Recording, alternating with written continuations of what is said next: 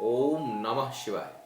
मैं हूं ज्योतिष पंडित दीपक दुबे और उपस्थित हूं आपके साथ इस सप्ताह अर्थात 6 से 12 मार्च का राशिफल लेकर के। बीच में एक सप्ताह गैप हो गया था और उसका कारण था मेरी बहुत अधिक व्यस्तता। शिव महोत्सव में बहुत अधिक समय लगा और बहुत अच्छे से हुआ, बहुत अच्छा कार्यक्रम हुआ आप सभी लोगों की शुभकामना के साथ और भगवान शिव की कृपा के साथ। और ऐसा नहीं कि आप लोग मिस करते हैं मेरे राशिफल को। जब एक सप्ताह बीत जाता है, कोई चीज़ मैं नहीं दे पाता हूँ तो मैं भी उसे बहुत मिस करता हूँ और लगता है कि कितना दिन हो गया, कितना समय हो गया आपसे संवाद किए हुए। तो इसका खेद रहता है, लेकिन ऐसा असंभव है। जब नियमित काम करूंगा तो हो सकता है कई बार बीच में कुछ चीज़ें छूटें, कुछ चीज़ों में विलम्ब हो, क्योंकि बहुत कुछ देखना होता है। और शिव महोत्सव में भगवान शिव का जो श्रृंगार हुआ था उस दिन का तो वीडियो नहीं है, बहुत हौज पौज है, उसमें बहुत सारी चीज़ें हैं। लेकिन उसके बाद जो श्रृंगार की फ़ोटो है और जो तस्वीर है उस दिन की, वो मैं आप लोगों को दिखाना चाहूँगा। आप भगवान शिव के श्रृंगार का और हनुमान जी का दर्शन आप शिव महोत्सव के दूसरे दिन, शिवरात्रि के दूसरे दिन का आप अब करें।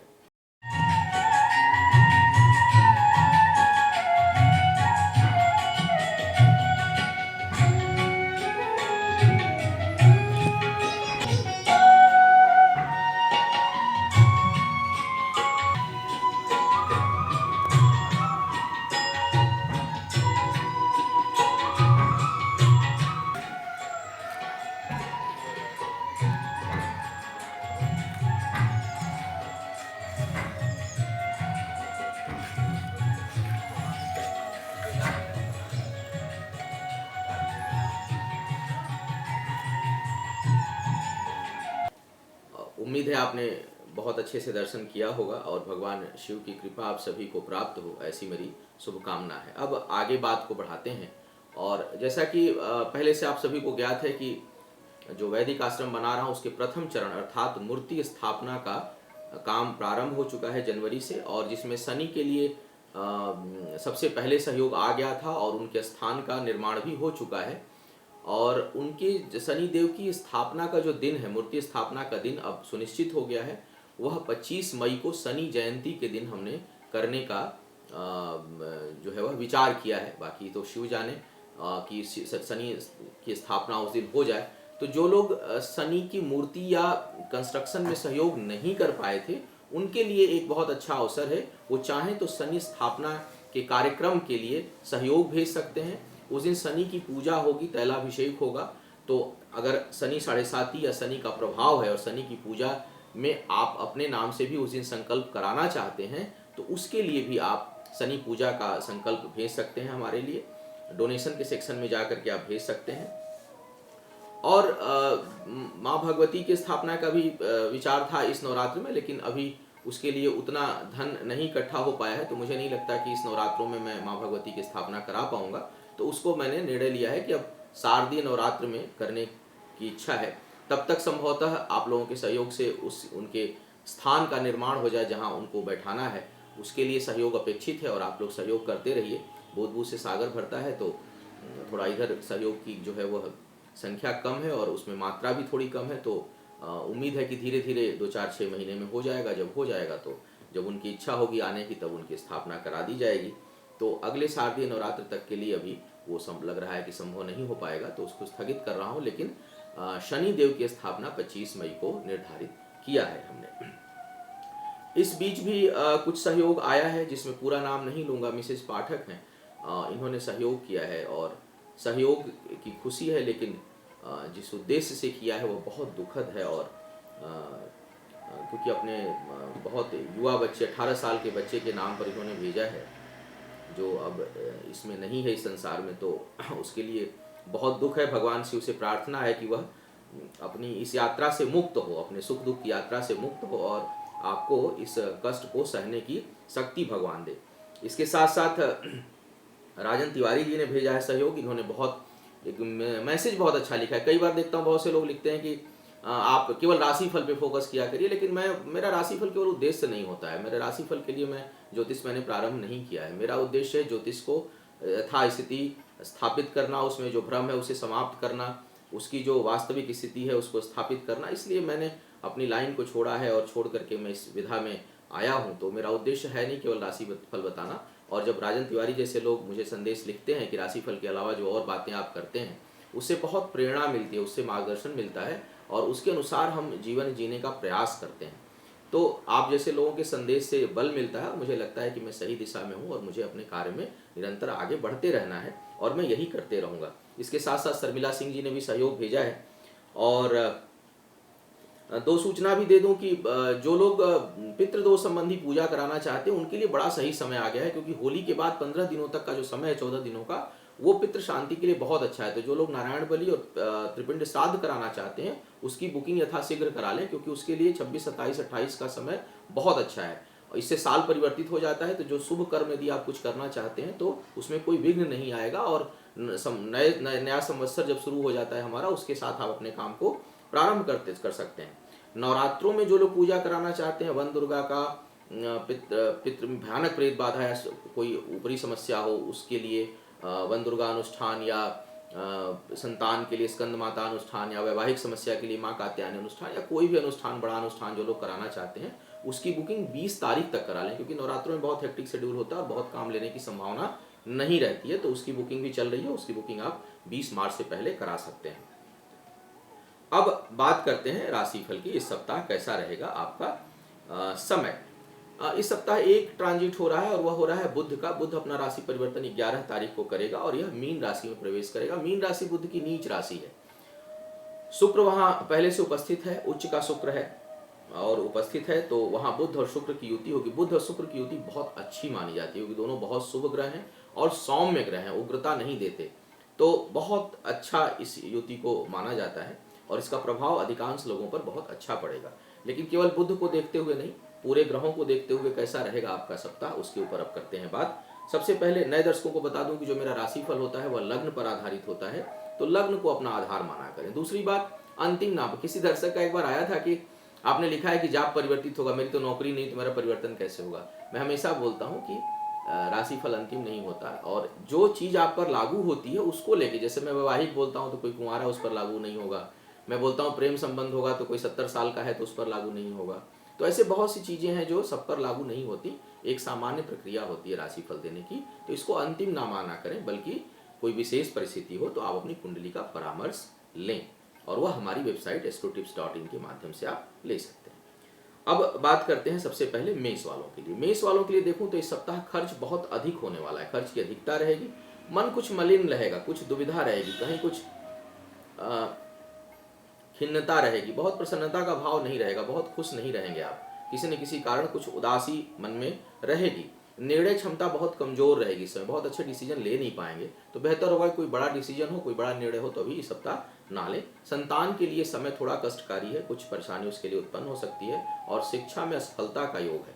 तो असफलता का योग है तो थोड़े अपने प्रयासों को बढ़ा दीजिए, बहुत अधिक मेहनत करिए, ताकि बहुत से बच्चों का एग्जाम चल रहा है, जो मेष लग्न के बच्चे हैं उनके लिए भी कह रहा हूँ कि उनके थोड़ा शिक्षा पर ध्यान दें गार्जियन, और उनका मन विचलित हो रहा है तो उसके कारणों पर विचार करें और शिक्षा में सफल हो, इसके लिए उसके प्रयासों को बढ़ने में मदद करें।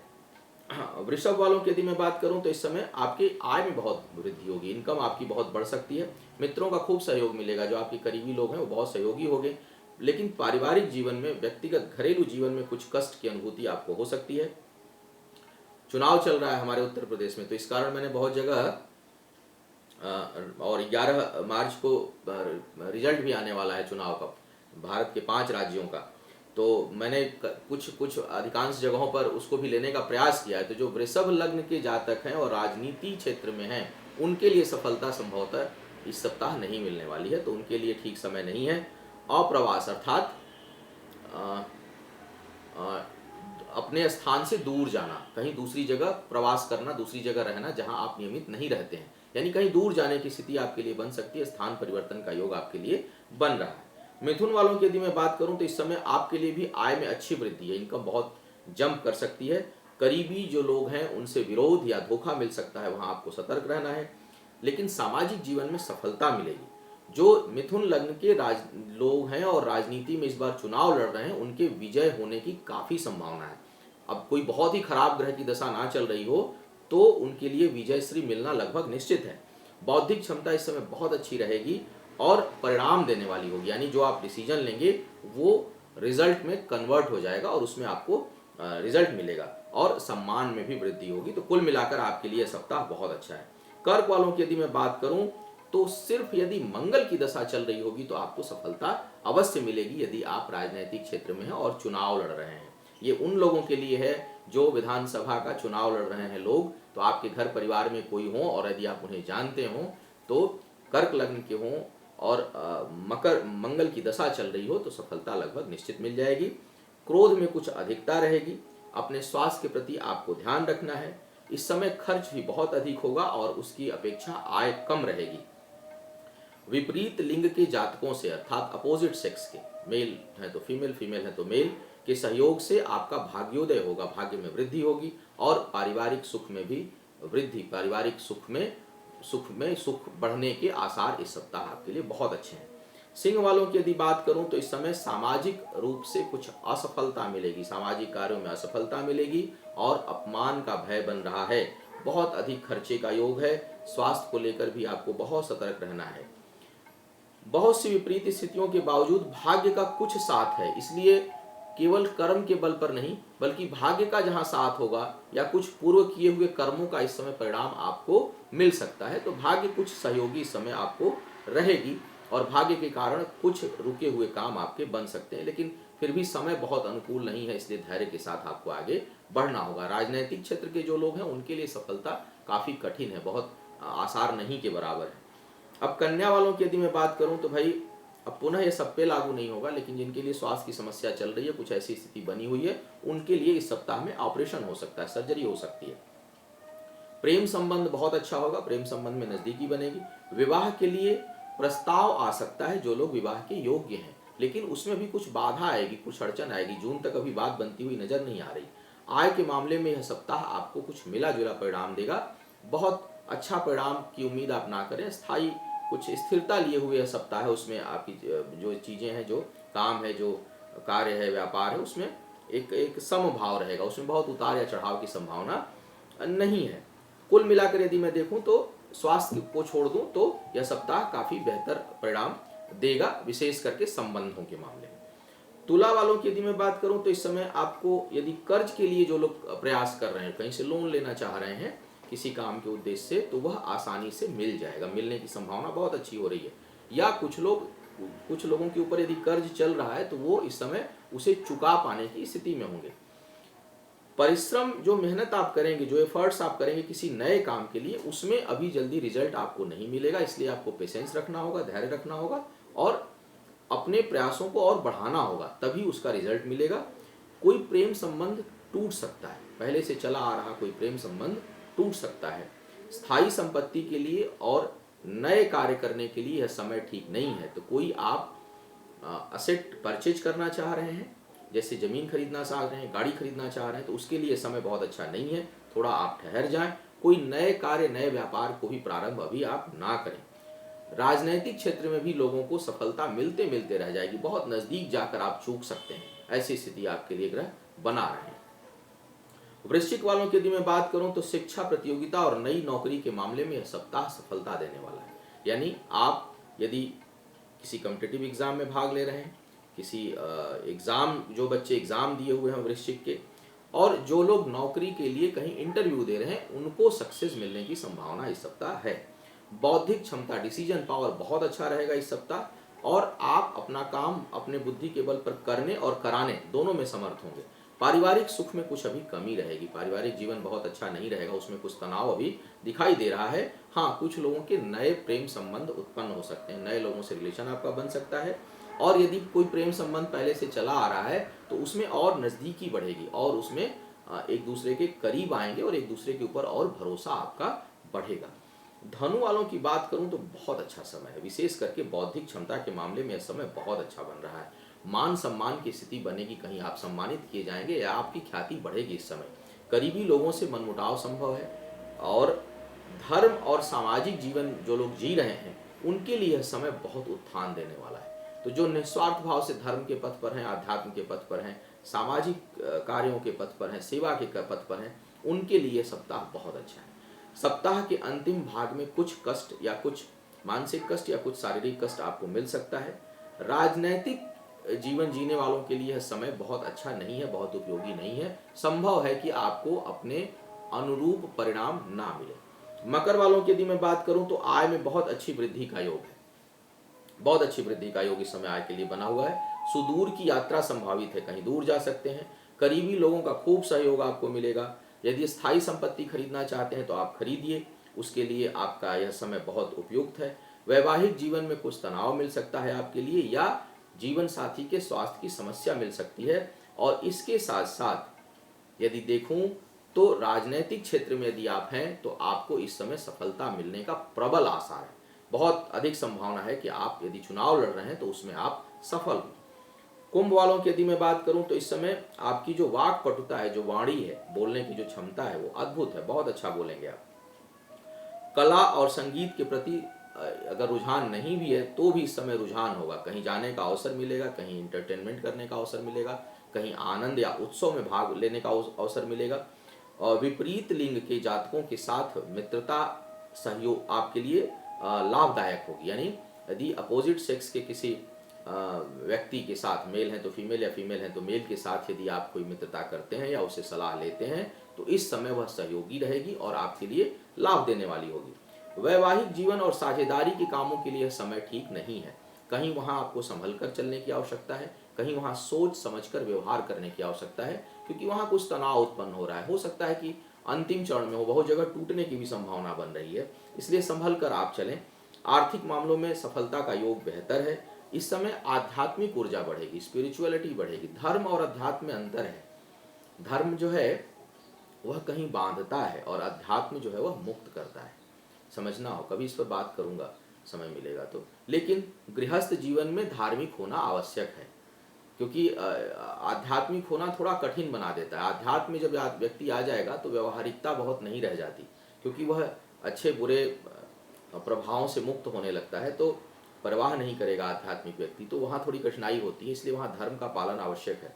लेकिन कुंभ वालों के लिए इस समय थोड़ी आध्यात्मिकता बढ़ेगी और वास्तविकता का ज्ञान होगा। हो सकता है कि कुछ भ्रम आप पाले बैठे हों, वह भ्रम अब टूटेगा और आपकी आंखों के सामने स्थिति स्पष्ट होगी। तो कुल मिलाकर यह सप्ताह आपको कुछ अच्छा देने वाला है। हो सकता है कि तात्कालिक आपको कष्ट हो, लेकिन कुछ इसका अंतिम परिणाम जो होगा वह बेहतर होगा। मीन वालों की यदि मैं बात करूं तो समय बहुत प्रभावशाली है, बहुत इफेक्टिव टाइम है यह। सुख की अनुभूति होगी, आनंद का अनुभव करेंगे। शिक्षा के क्षेत्र को छोड़ दूं, मीन वाले लोग जो शिक्षा के क्षेत्र में है उसको यदि छोड़ दूं, क्योंकि वहाँ थोड़ी भ्रम की स्थिति रहेगी, वहाँ बहुत अच्छे डिसीजन नहीं ले पाएंगे, वहाँ बहुत क्लियर विजन नहीं रहेगा। लेकिन उस सेगमेंट को यदि मैं छोड़ दूं और विशेष करके अंतिम 2 दिन को इस सप्ताह के, तो यह समय आपको बहुत आगे ले जाने वाला है। वैवाहिक चर्चा और प्रेम संबंधों के लिए यह समय बहुत उपयुक्त है। मैंने वैवाहिक चर्चा कहा क्योंकि फाइनल अभी होगा नहीं, अभी कुछ न कुछ कठिनाई रहेगी। मान सम्मान में वृद्धि होगी आपके। कर्ज और शत्रु, इन दोनों का नाश होगा। कोई डेब्ट चल रहा है, कोई एनिमी है, तो वह नष्ट होगा, उसका नाश होगा, समाप्त होगा।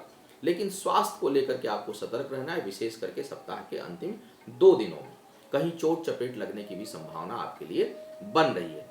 तो कुल मिलाकर इस प्रकार का सप्ताह आप सभी के लिए है। उम्मीद है आने वाला समय आपके लिए शुभ होगा और इस राशिफल से कुछ आपको मार्गदर्शन मिला होगा।